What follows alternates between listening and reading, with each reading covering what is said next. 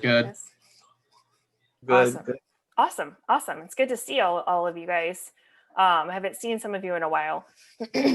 So first of all, thank you guys so much for joining us tonight as we have a discussion on social justice within sport. We've had quite an interesting year where we've seen a lot of things being tested in our society, and athletes from many different leagues and ages are standing out and using their platform to do what they can to make a difference in our society right now, not just in our country, but across the world. So it's kind of timely that we decided to use this topic right now to have a discussion and kind of figure out maybe some of the things that we can do, but also what is being done out there, and maybe what can we learn and how can we go forward and make change in the world as well. So tonight we have 3 speakers are on here right now. Our 4th speaker, I'm not sure what is going on. Hopefully we'll hop in as soon as he is able to do so. But our student leaders in sport management are here, and they're going to be introducing our speakers, as well as another student leader that's going to be our moderator tonight. So first I want to introduce Trevor Howell. He is a sophomore in luxury management and sport management, and he is going to be the moderator tonight.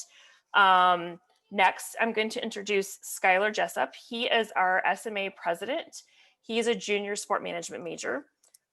Next is Lauren Templin. She is a junior sport management major, and she's our VP for SMA. Anthony Ruley, senior sport management major. He's our treasurer for SMA. And then finally, Skylar Fitzgerald Nuffer is our secretary, and she's a junior in sport management as well. So I'm going to turn it over to our SMA board so they can introduce our speakers, and then we'll hand it over to Trevor. So Dr. Anna Baeth is the Senior Manager of Research at Athlete Ally. She is a critical feminist scholar and a cultural studies practitioner of sport. Her research centers on the gendering of sport spaces, the eternally moving body, and social movements in sport. A native of Fredericksburg, Maryland, Baith entered her Ph.D. from the University of Minnesota in sports sociology. There, she was a research assistant in the Tucker Center for Research on Girls and Women in Sport, and a teaching assistant in the Department of Kinesiology.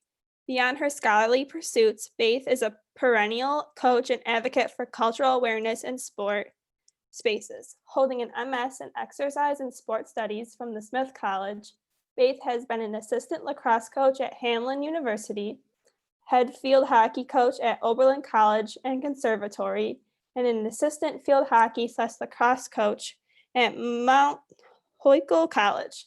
Baith graduated from Swarthmouth College with a degree in sociology, anthropology, peace studies, and educational studies, where she also founded the not-for-profit Chesterhood Neighborhood Bike Works and captained the field hockey team. All right, our next speaker on our panel is Jordan Marie Bringstory White Horses Daniels. She is a citizen of Cole, Latasha, Lakota, Lower Bull Suez tribe, as well as a passionate and devoted advocate for Indian country and all people. Nationally known for her advocacy in grassroots organization for anti-pipelines and climate justice efforts, Change the Name, Not Your Mascot, the epidemic and crisis of missing and murdered Indigenous women, and Native youth initiatives. Her experience in grants and project management, policy, blogging, and organizing has been leveraged by both not-for-profit and for-profit organizations in the areas of environmental sustainability, access to quality health care, the Violence Against Women Act, and a variety of other worthy causes. Jordan is the founder and organizer of Rising Hearts, an Indigenous-led grassroots group designed to elevate awareness of Indigenous issues and the intersectionality of all movements impacting Brown, Black, and Indigenous communities, helping to uplift and center Indigenous voices and efforts while building collaborative partnerships to accomplish equitable and just treatment of all people and the earth through targeted organizing and advocacy. Jordan sits on the board of directors with the Power Shift Network and Lab 29 to work with passionate individuals to influence change and to help increase Indigenous visibility. She was also awarded the National Center for American Indian Enterprise Development Native Americans 40 Under 40 in the fall of 2018. In 2019, she served on the Women's March Ending Violence Against Women and Femmes Policy Committee with other Native women representing on multiple committees. She is also a 2020 Indigenous Women Fellow with Return to the Heart Foundation, as well as sitting on the Intersectional Environmentalist Council and Runners World Alliance Ambassador Program. Currently, she is using her running platform to help raise awareness of missing and murdered Indigenous relatives by dedicating the mile she runs to a missing or murdered Indigenous person, #running for justice, and is now intersecting this effort in prayers for Black Lives Matter and calling an end to police brutality. Recently, she climbed the highest peak in the lower 48, carrying 22 names in prayer, and she is among many Indigenous people working to elevate this crisis and to bring justice to the families and victims. Now she is continuing this running journey in advocacy as a professional runner with Ultra Team Elite, as well as an ambassador with Ultimate Direction for her running and advocacy. Jordan is consulting on documentaries as Indigenous advocate producer on films focused on Indigenous Earth protectors, biopic runners, and supporting families impacted by MMIW, executive producer and co-director of Running with Purpose. She is consulting with outdoor organizations to develop content on social media to protect sacred lands and promote health and wellness for Indian country.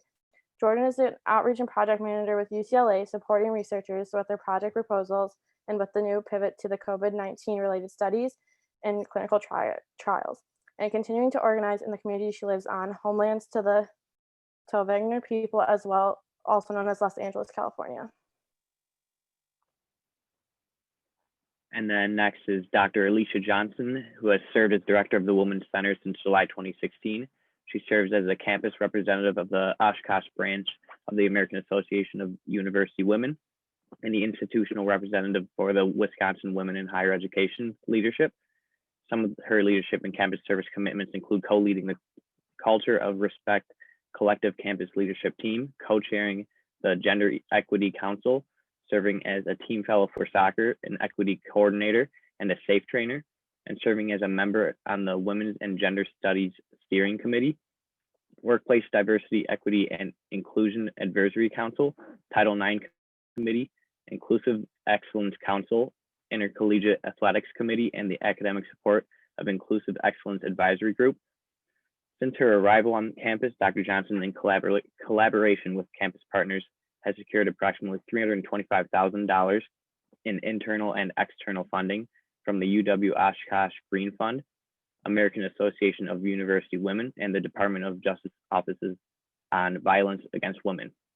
Dr. Johnson has a Ph.D. in sports studies with a specialization in socioculture studies, cognate in culture anthropology, and certificates in women's studies, grant writing and proposal development, and graduate teaching from the University of Tennessee, Knoxville.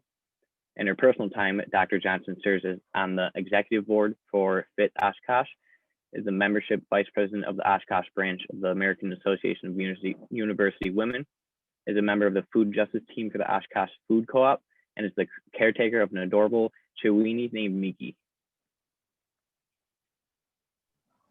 Hi, everyone. And our final speaker, who will hopefully be able to make it soon, I know he was very busy today, will be Steve Solari.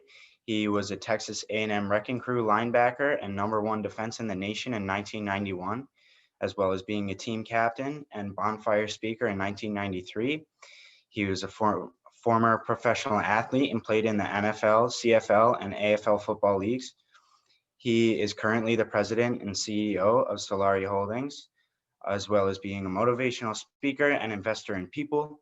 Also, TextX.com, weekly contributor to radio and social media content, and also a proud husband and father of 2 kids.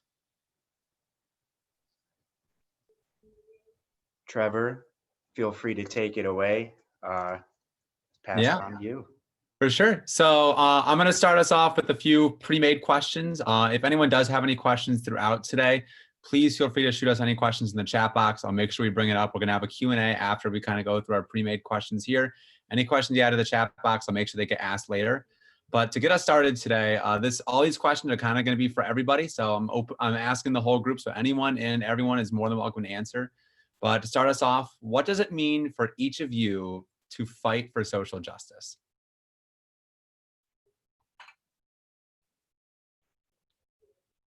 Probably should have come up with an order in which we went through. But if anyone wants to come in and answer the question, feel free to jump in whenever.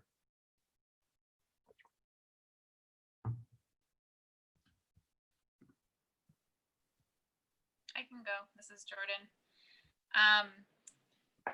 To fight for social justice, it's just, for me, it has such a deep connection and with intention to want better for the world and for our next generations. And myself and so many of my friends and family who are organizers, I usually try not to use the word or label activist, because I feel like that word has lost some of its meaning and overly used, especially in the last few years, as kind of being performative. But I like to look at it as a community organizer, or what I like to call myself a heart worker, because that's what motivates us to fight for social justice across the whole spectrum of intersectionality, is working towards a future that is better and thriving, and, you know, doing all that we can to eliminate these barriers and systems of oppression and racism and white supremacy, and ensuring that everybody is included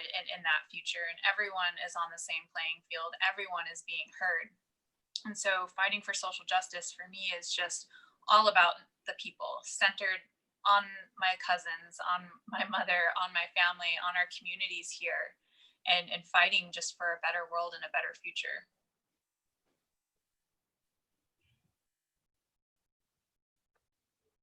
Does anyone else want to add to that, or do we want to start moving over to the next question?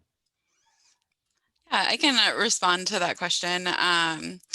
So one, just like a quick side note for all of the students, I highly recommend staying in touch with each other and growing your networks. And so I can just share really quickly, obviously, like Cheryl and I were at Tennessee at the same time. And then Anna and I have a connection through the Tucker Center, which I interned when I was an undergraduate. And that's where she did her Ph.D.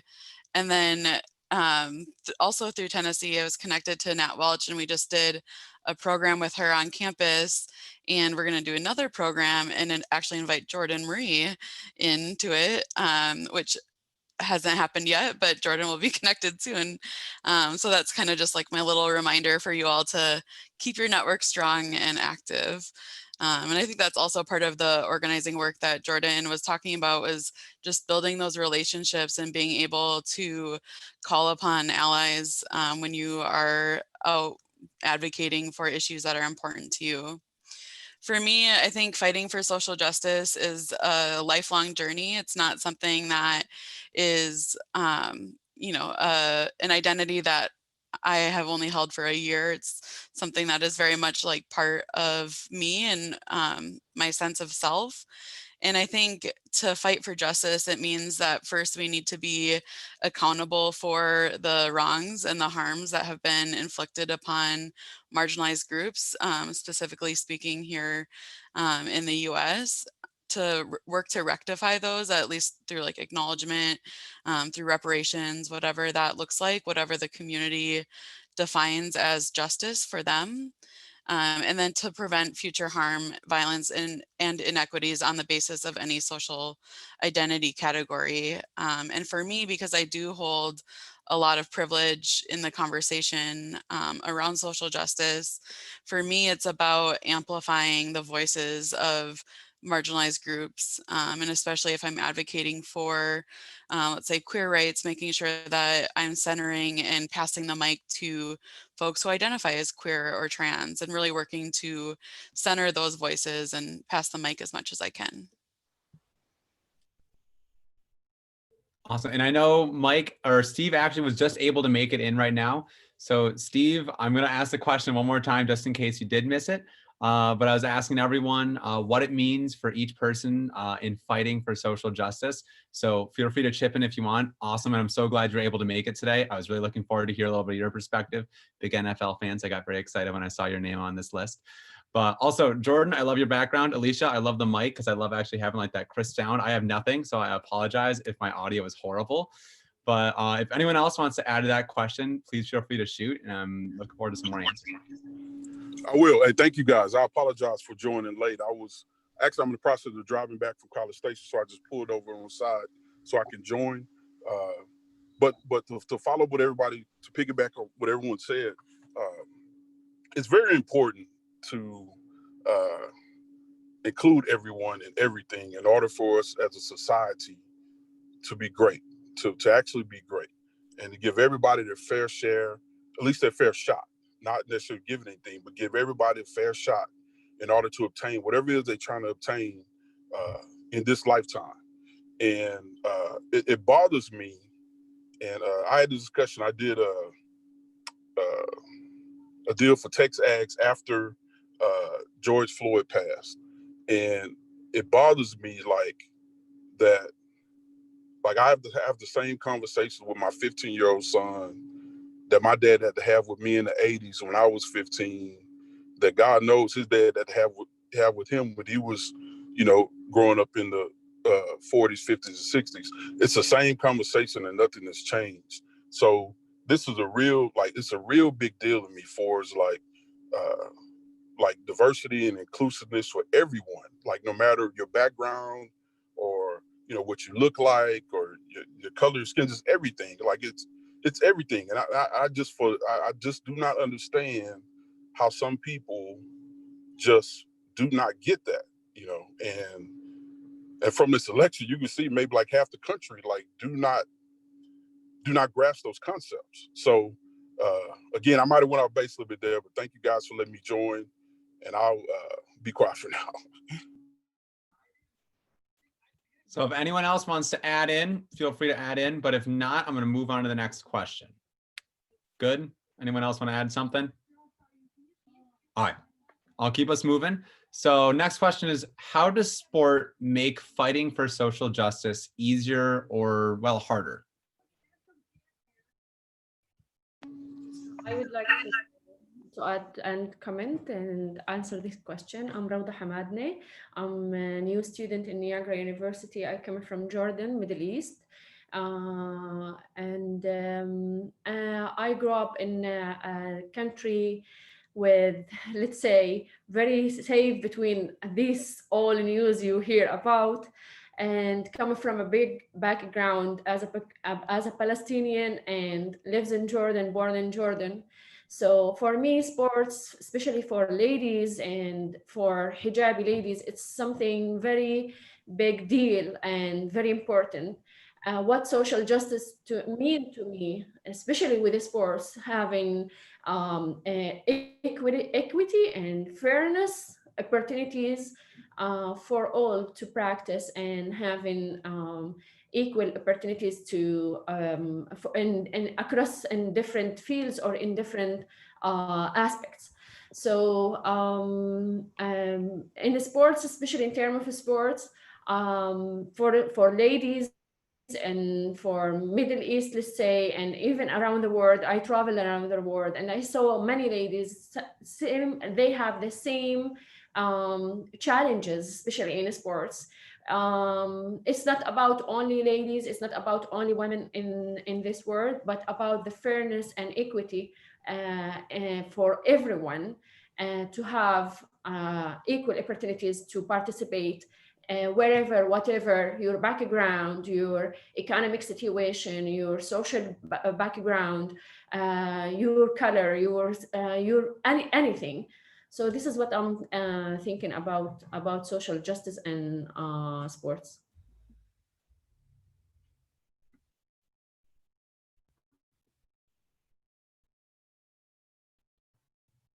Do any of our panelists, well, wait, my mic is on, I was double checking. Does any of our panelists want to add to if they feel that sport makes fighting for social justice easier, harder, maybe the same, if it makes any difference to you? I'll chime in. I think it just depends on the individual. For some, it's very hard because you're actually putting yourself out there on the line financially, your family's safety, just all those things. And you have a lot of people who don't believe sports and politics should mix, but sports is all about politics. A lot of people don't understand that. And you can go as far as back as Jesse Owens participating in the Olympics against the reign of Adolf Hitler and those guys. And he was successful, and that helped like let them know that you're not the superior race amongst people in the world. And you can keep going on, and you can go to Muhammad Ali. I mean, he lost 2 years of his prime years, if I remember correctly, from boxing, for standing up what he believed in for like the Vietnam War. And Colin Kaepernick is another. You can go on and on. But like it's hard because you got to give up something. Like if you believe in something, you're going to give up something, especially on the level when you're dealing with politics and dealing with racial equality and things of that nature. So for an athlete, I believe it can be hard at times.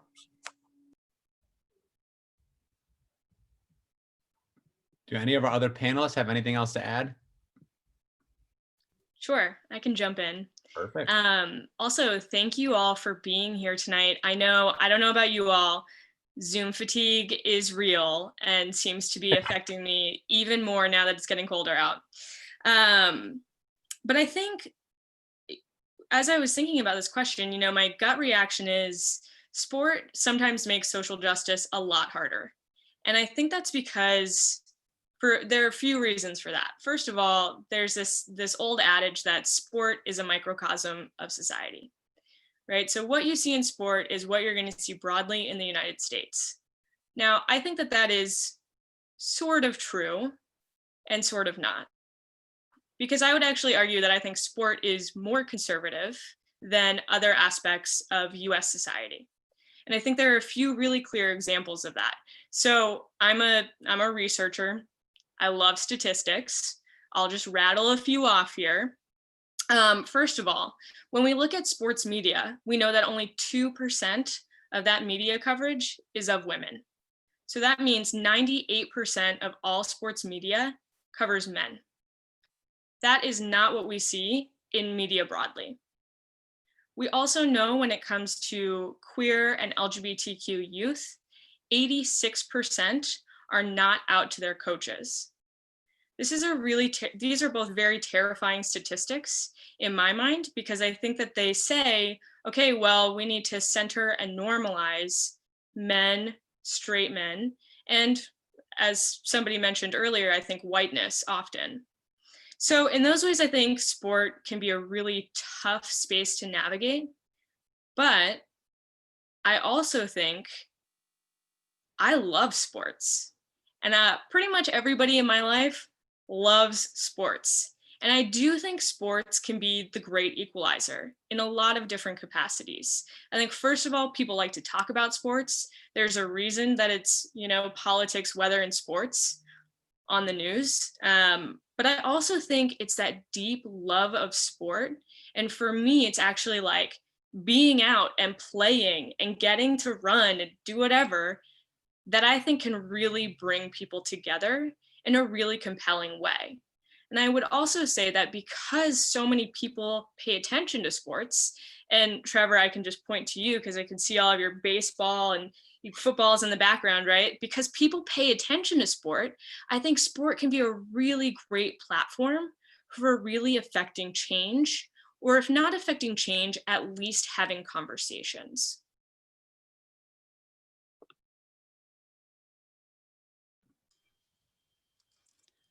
I can build on that a little bit as well. So I think one of the challenges that was already spoken to is that there's this public perception that sports should be apolitical.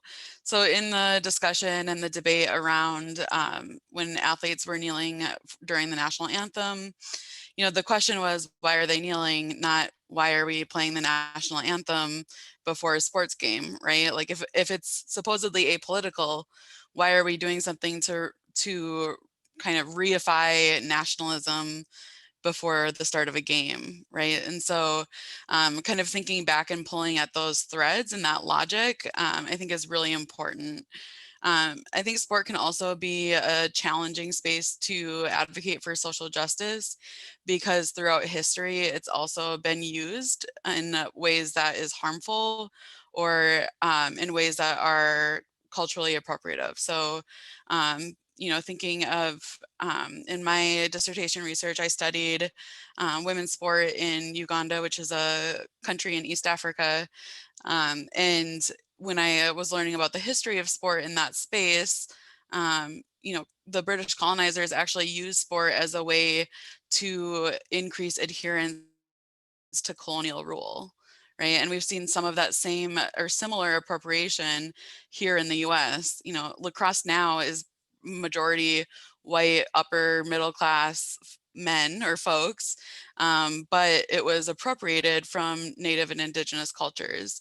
And we don't teach that history, right? So we're erasing that history continuously. And so, yes, we could use it as a teaching tool, but only if we do that intentionally. And I agree that, sport has a huge platform. It has a huge role in society. And so I think we need to do a better job of using it in a positive way.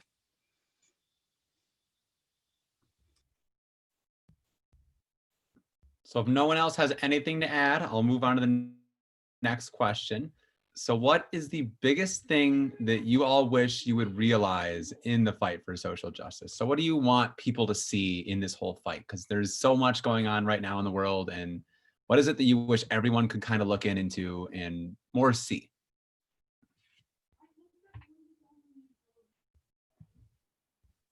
I can go. I think I wish everyone could see the hard work that is happening across our communities and all that goes into it, hours and hours. And a majority of the time, we're doing it for free. Some of us have full-time jobs and we're doing this as another full-time job because this is what we want. This is what we were born to do. And for many of us on the front lines fighting for justice, we didn't choose this lifestyle. We didn't choose to have to give visibility to these injustices and fighting for our communities and our relatives. We were born into this. And I think I just wish people knew to the extent of how much work this is, how much, how big of a toll it takes on our emotional, spiritual, physical well-being and on our bodies, and the risks that we take in trying to be out there and speaking about these issues, especially in a world like today where not everyone is so supportive of our voices and our movements and what we fight for and what we stand for. So I wish people could see the day-to-day of what goes into this work to impact this change that we have been fighting for decades.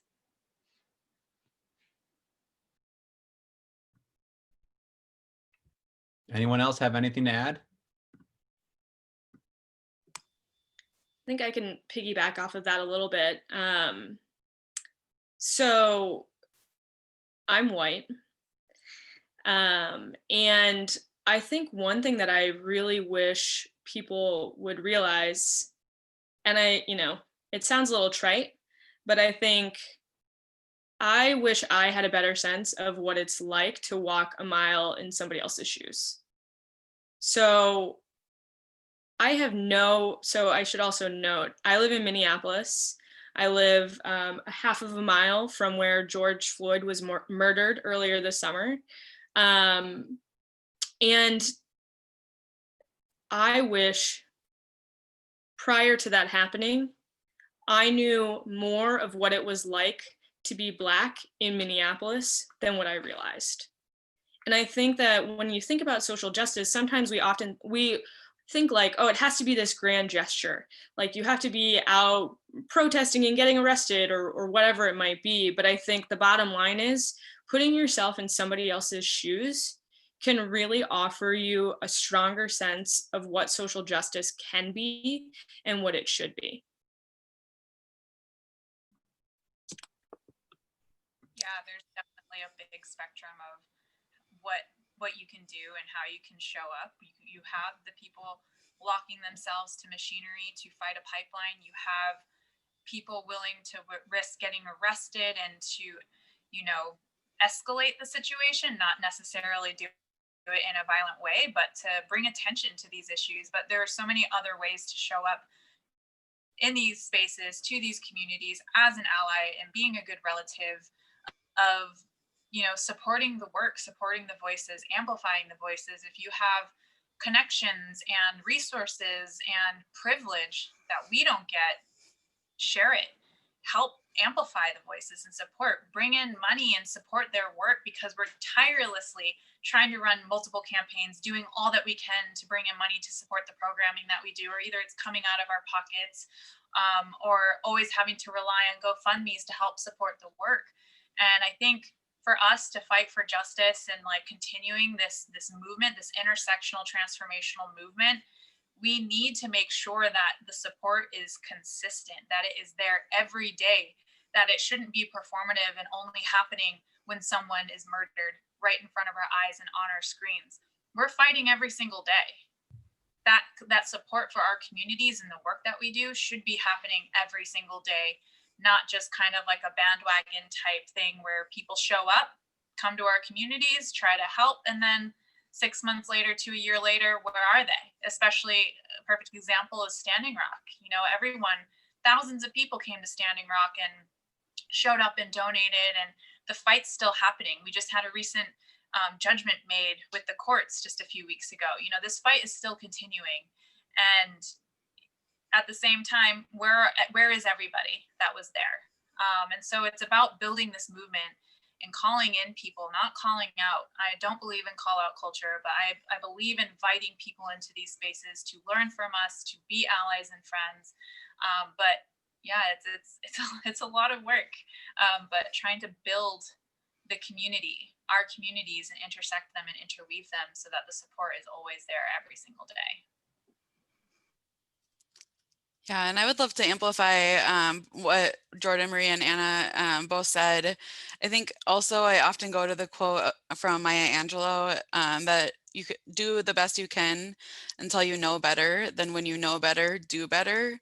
But I think what often gets misunderstood when people quote Maya Angelou in that phrase is that you can't know better unless you seek out that knowledge, right? So knowing better isn't a passive act. It's something that you have to do every single day. You have to build a habit of learning new knowledge, new ways to find equity and fight for justice. And if you haven't read Kamala Harris's most recent book, The Truths We Hold, I would totally recommend it.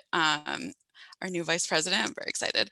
But I know we have a question later about it, about that. But in her book, she talks about the need for both people on the ground, activists, organizers, people pushing and keeping these issues right in front of our face, and people who are, in her roles or in government or in elected office. So we need people on all sides to kind of keep pushing, like in all roles, to keep pushing. And so I think that's important to know as well. You can find what role feels best for you. I promise there's space and there's a role for you. I love that question, and I really love those answers. And I kind of want to stay on this question, but I will keep us moving unless anyone else has anything they want to add. Taking silence is a good. Hi. So equality and inclusiveness are terms often discussed within sport in regards to gender, race, ethnicity, and a lot more. Now, what can professional leagues and organizations do to work towards equality and inclusiveness?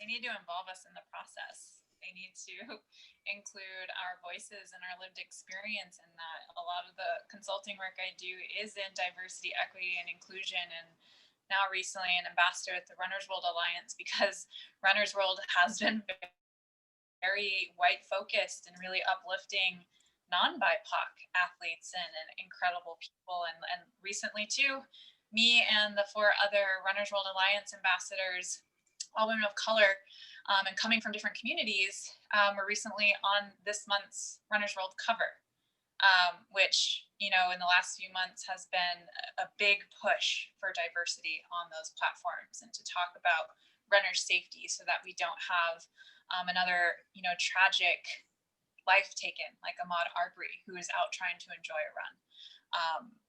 It's about having these conversations in these spaces and really pushing and holding these institutions, whether it's the workplace or whether it's, you know, a running group or a community, really pushing them and holding them accountable to committing to create a space that is inclusive and calling in our BIPOC communities, our Two-Spirit, LGBTQ, non-binary, and people with disabilities communities and bodies. It's about making sure that everyone feels supported, everyone feels like they have access to it. And that's a big issue right now, is accessibility.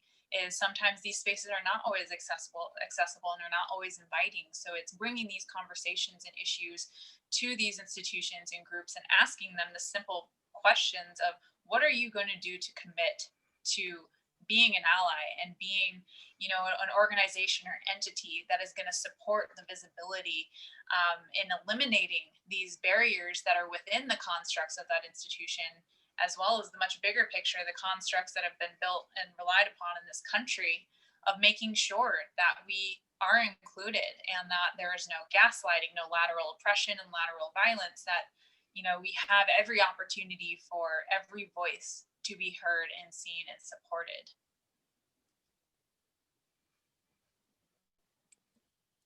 Yeah, amplify everything that was just said.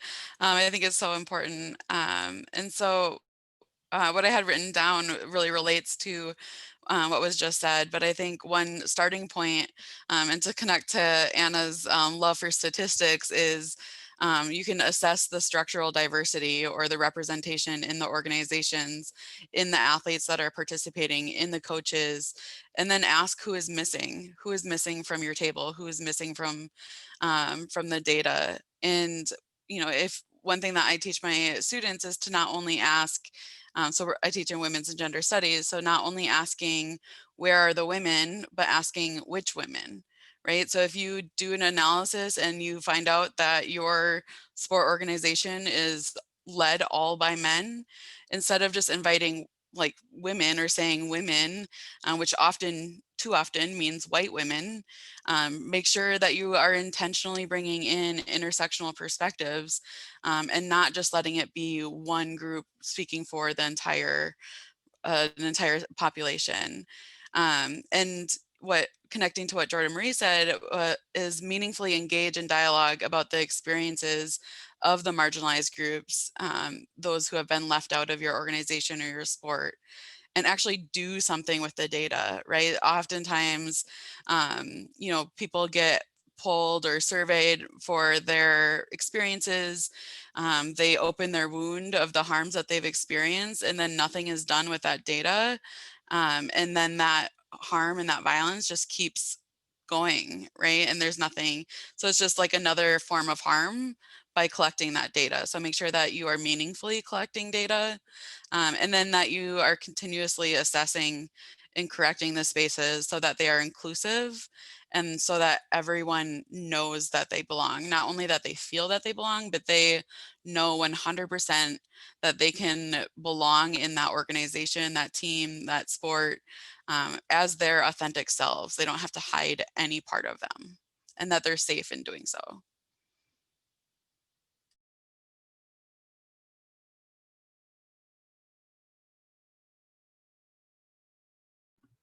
Any of our panelists have anything else to add?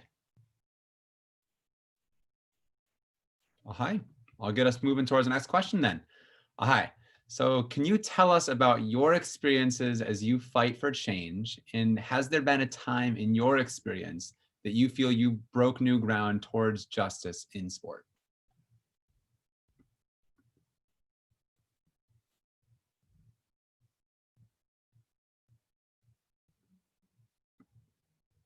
I like this one. I hope someone's got an answer.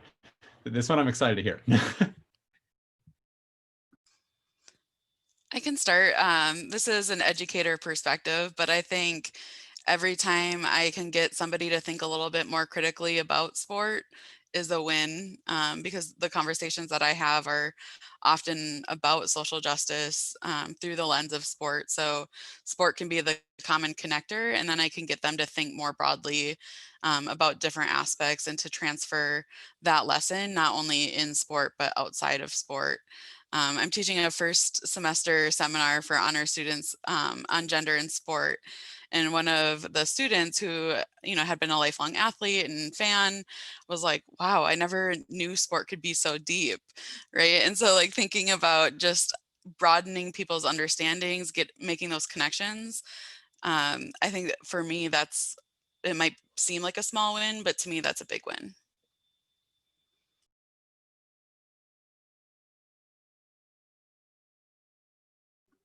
Completely agreed. Does anyone else have anything they want to throw in there? So students, when you have aha moments or when you make connections because of what your professors said in class, share that, because that's our fuel for keeping going in the really hard times.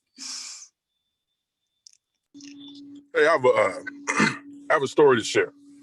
Before I attended Texas A&M, I went to Purdue University right out of high school. I was fortunate to play football, and we had just ended tour days, and my roommate and I decided, we're going to go out, right? So we went out, had a few cold ones, one too many, and on the walk back to our dorm, which was probably about a mile away from our dorm, we decided to go. It was this pub. We saw these people come out of the pub. My roommate needed to use the restroom. So I said, well, let's go in there. And I wanted to drink of water. So we go in this pub. Again, it was a mile away from campus. And I go up to the bar. My roommate goes to the restroom. And I asked the bartender to have some water. And now, mind you, let me say again, we had a few beers. And so then I started focusing on actually where I was. And I looked over the bartender's shoulder. I saw a swastika and all these different, hate group paraphernalia. Then lo and behold, I started hearing different racial epithets coming at me. And my roommate, I hear he's fighting the guy in the bathroom. So long story short, we had to fight our way out of the pub, and they chased us, and we ran all the way to our dorm. And the thing is, the route I tell the story is, this was the beginning, before school even started. So fast forward maybe like 6 months, we playing the season. My roommate and I, we were very successful on the field, made a great name for ourselves. And we ended up having a class with two of these guys that we got into it with that night. And later on that year, school year, I ran into one guy and he pulled me aside and he told me, and he apologized. He apologized how, the way they acted, what they were trying to do. And, now mind you, they got their butts kicked that night, but he apologized and for everything they had done and everything they stood for. And he said the reason why he apologized, he said, because the way you guys carried yourself on the field, after that, you guys could have had hate on your heart, but you carried yourself with class, and you won and lost with class. And those things, like he said, it touched them and it changed them. And lo and behold, it really moved me, because I wasn't trying to do anything. I was just being myself. And this guy, for him to come tell me that, I told him it took a big person to do that. So sometimes you just never know, like, who's watching you and the reasons why. And you can always create change on many different levels just by being yourself and just by doing the right thing.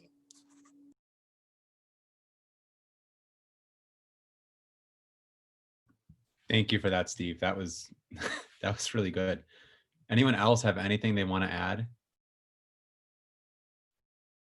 Steve, I don't think anyone else can top that. That was good. All right. I will get moving on to the next one then. So, how do the results of the recent presidential election change the way you all do your work?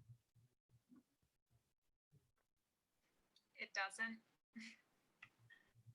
Despite the outcome, the work continues. And I think it's incredibly important and something to be mindful of, especially the last couple of days, is for those that want to celebrate in this moment. It's a breath of fresh air, feeling like you can breathe for just a little bit. But the work continues. And now more than ever, we still are going to hold this current administration and the next incoming administration accountable to not only what they said, but even push for more.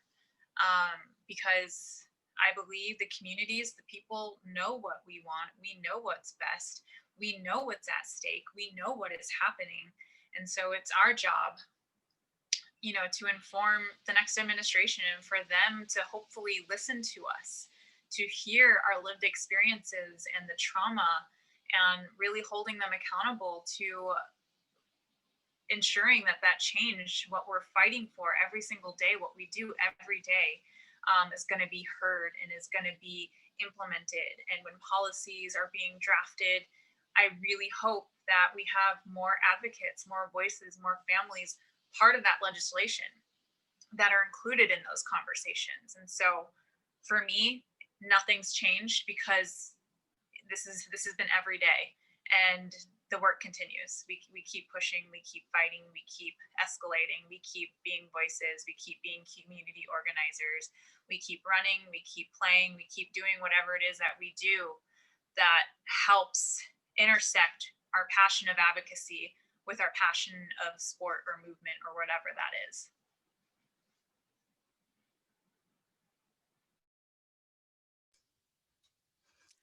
Yeah, I think the breath of fresh air is just to like get energy to keep moving. I think it's definitely not time to let up on the accelerator, right? Like it's in one way. So, you know, I had mentioned before that I was really excited, and in terms of like it being a monumental milestone, right? So Kamala Harris being the first woman, the first Black and Asian American woman, the first daughter, or the first person of an immigrant family into the White House, you know, so she brings and embodies a lot of firsts, and also just kind of like helping us think intersectionally, right? So going back to like talking about her book that I had the pleasure of reading, so she talks about breaking false dichotomies. So breaking the either or thinking and thinking in the both and. So thinking about what is possible, and not in this like divisive either or binary thinking, which, you know, we want to break all the binaries. And so I think it's really important to keep the pressure on all elected officials. And in addition to it being a win for every Black, Indigenous woman of color who has fought for centuries to be respected as an elected official, as a leader, as a thought leader, I think Kamala is a major win in that way, because it kind of speaks to all of that history of struggle. But I think the real win is the organizers, the people who were on the ground, people like Stacey Abrams, but not only Stacey Abrams, who worked their butts off to register folks who had long been disenfranchised from the voting system, from feeling like their vote didn't matter. And I really think like that is what changed this election, is that the organizers, the people on the ground, were the ones that were able to convince folks to vote, that it was urgent to vote, and to have their voices heard. And I honestly, I think that's what has made the difference, and why it's so urgent for us to now follow through with listening to those voices that were on the ground, communities of color, marginalized communities. Those voices need to be centered so that we can move forward and heal as a nation, as Joe Biden continues to talk about, is like, that's the task, is to heal our nation.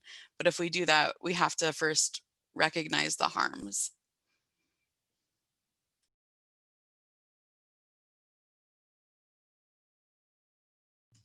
I also really hope, so as you heard in my intro, that I do a lot of like administrative work.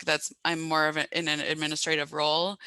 So I do a lot of work with policies and trainings and that sort of approach to diversity and equity on campus. And so I am hopeful that the executive order limiting diversity training will be reversed, because that was starting to be implemented in our institution. And so we're trying to figure out how that would be implemented. And, you know, I think the harm in that executive order, you all should go look it up if you aren't familiar with what I'm referring to. But the harm is that, you know, the rhetoric was that people shouldn't be made to feel bad in diversity training, and that's never the goal. Like anybody who does training, you know, we don't ever want anybody to sit in that, oh, poor me, because that's not productive, right? But we also can't move forward if people aren't willing to set that fragility aside and to really look at the biases that we hold, because we live in a biased world, we're socialized in a biased world, and we have to acknowledge that and work to reduce those biases, but we can't reduce them if we don't know what they are or if we can't talk about them. So I am optimistic that that will be reversed and the trainings that I do will not have to change.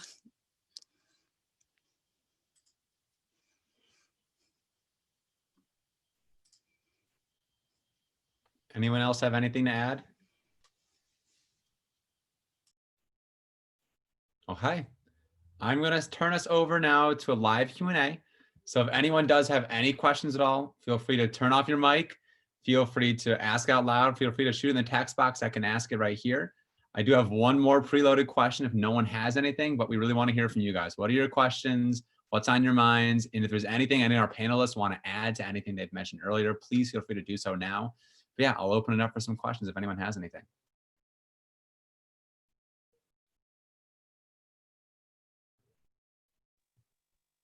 I have one, Trevor. Go ahead. As many of my students know, I have a long and checkered past in, I would say, high-level sports. Not that I was a high-level athlete by any stretch, but I did play in college. I have coached. I've officiated at a somewhat high level. I was an administrator, and now I've been teaching for 20 years. And for all those years, I focused my interest on, let's say, elite sport, but sport that requires a lot of support. And for the past 4 or 5 years, I have been involved with an organization that is now focusing on giving children access to sport when we focus on grades 8 and younger. Okay. And we focus on it in the cities of Niagara Falls, Buffalo, underserved communities for sport. And it's a great organization. It's called Project Play Western New York, and it's got some support behind it through the Ralph Wilson Foundation. From my standpoint, it's one of those issues of I need to know better, because people like me who are white and who are old and who grew up mostly middle class, and they want to do some good things and they want to start some good programs, and then we sometimes fall into that white savior syndrome where, hey, I know what these people need, I know what they want, this is what we're going to bring to them. So I guess my question is, do you have any advice for people like me and people like us, especially those who want to create that access to sport earlier in children's lives, as to how we can, be more sensitive, reach out, better, and provide a better experience than dictating, if you will.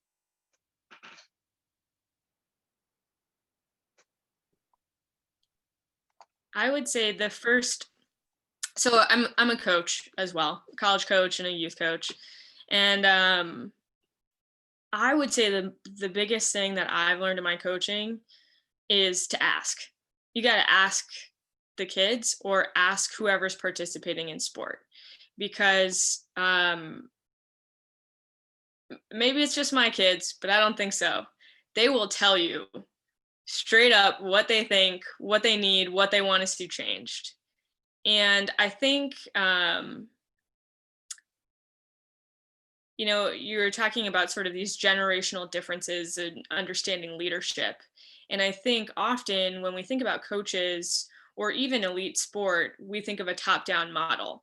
This is how it's done at the top, so we're going to trickle it down. And I think we really need to start taking the opposite approach, almost a grassroots style of approach to working with young people. And I would actually argue that's not just working with young people, that's working with all people.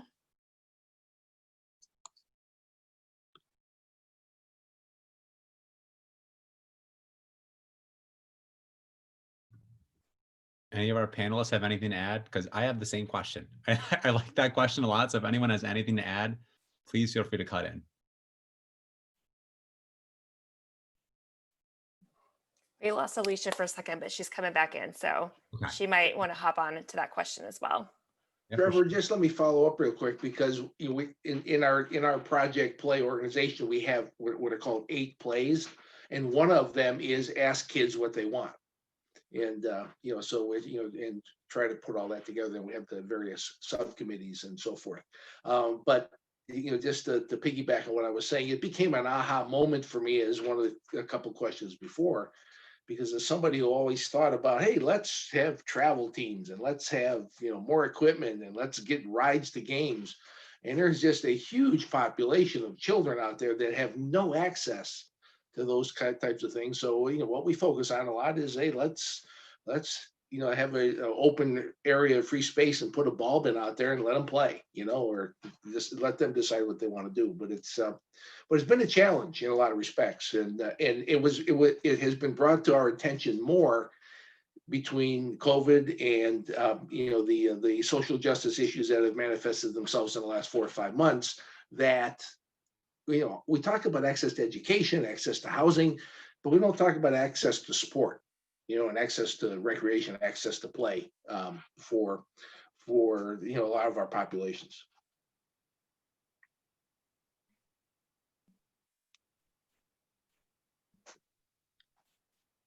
And I know we're pretty close to time here, but I think one other point I would make is, while I think providing opportunities to young people to participate in sport is critical, I also think we need to ensure that we're creating pipelines for them to be successful and to feel like they can continue participating in sport as they get older. So we know that most LGBTQ youth leave sport by the time they're 12. Most girls quit sport by the age of 14. So I would say I'm actually most concerned with those middle years and how our system of sport really doesn't support a lifelong love of athletic participation. And even, I mean, it's not even just a love, but it's like feeling like you have a space where you're going to be respected and can keep learning.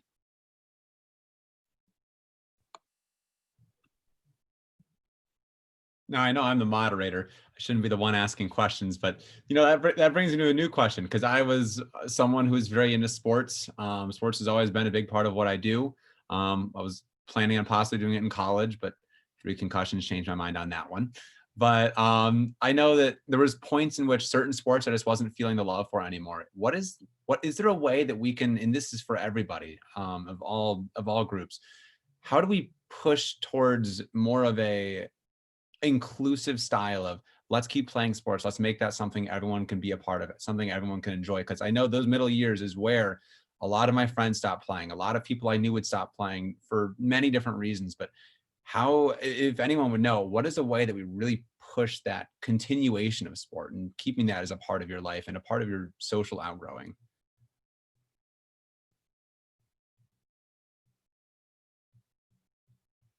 See, this is a hard one.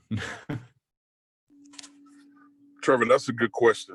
And it's very difficult to pinpoint like one thing, the reason why some kids just fall off from playing sports. It can be a number of things. It could be, like I often tell my son, he's 15 now, and he's reaching that age, and I tell him, like, you're going to start seeing that gap in between you and your friends and the competition. And a lot of times it comes down to, like, a lot of people want to participate in a sport. But once they find out what it takes in order to participate or be the best or one of the best at your particular trade, like a lot of people don't want to do that work, that part of it. And then you have another part where they could have gotten with the wrong coach and just totally just turned them off for the game. Or you could have had a helicopter parent who just said, you got to play, you got to play, you got to play this, you got to play this. And you just get burnt out that way as well. It's really difficult, even with, dealing with different communities. Like it's really hard to pinpoint one thing. But I think if people are more inclusive and more understanding and ask the right questions, you got to ask the hard questions. That's the deal. For as like everything, for as equality, race relations, everything. Like we have to ask those hard questions to get people to open up, to really, really get down to the nuts and bolts and how we can keep kids more in tune and inclined in the sports. And we're not even talking about, like I often tell my kids, I say, hey, you know, you can do more things in sports than catch a football, shoot a basketball, hit a softball, kick a soccer ball. There's like sports, you have more positions for us, like within the organization than you have actual players. You know, so it's just like keeps kids in tune, because somebody has to coach, somebody has to be the GM, somebody has to be, you know, the trainer, the doctor, the lawyers doing the contracts, all those things of that nature. And hopefully, like we incorporate all those things right there. We keep people involved and keep, you know, kids' excitement and attention on continuing down the pathway of sports. I would just add in really quickly to remove or challenge the limitations that we put on young kids about sport selection. So removing, you know, the gendering process of sport selection. So maybe a young boy isn't loving football or basketball, but maybe he wants to try volleyball or dance or, you know, whatever. But I feel like a lot of times there isn't that option. There isn't that leeway for folks to try out different sports that go against the gendered norm for however they are assigned at that time, because they likely haven't been able to live as their gender identity if they identify outside of the binary. But so I think just like removing those social expectations and norms can also be a way to keep folks engaged, because then they're finding joy in sport based on their intrinsic motivation and not because of what other people are extrinsically telling them. Thank you, Stephen, Alicia. Thank you very much. But yeah, do we have any other questions? Feel free to turn on your mic. Feel free to shoot us in the chat box real quick. But yeah, anything else? Or is there anything that our panelists want to add to the rest of the night? Trevor, before I forget, I want to say thank you for being such a gracious facilitator. Thank you. Thank you. Yeah, you're great. You're keeping us moving in a really nice way. Appreciate it. It's felt wonderful. So thank you. Thank you. Thank you. I really appreciate it. Yeah. Anything else that anyone wants to add? Hi, I will, in that case, I'll hand it back off to Professor Rohde. Thank you, Trevor.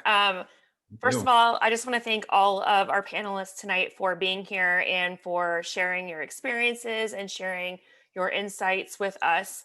Thank you. Thank you so very much. Second, I want to thank Trevor for being our moderator tonight. You kept us on pace and, you know, kept us going, and it was great. And then I want to thank the SMA officers for your time, your introductions, and your help with all of this.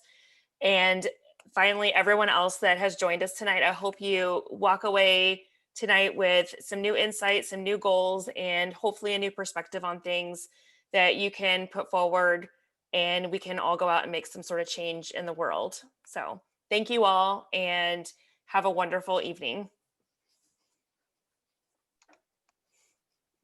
Thanks, folks. Thank you. Thank you all. Thank you, everyone. Thank you.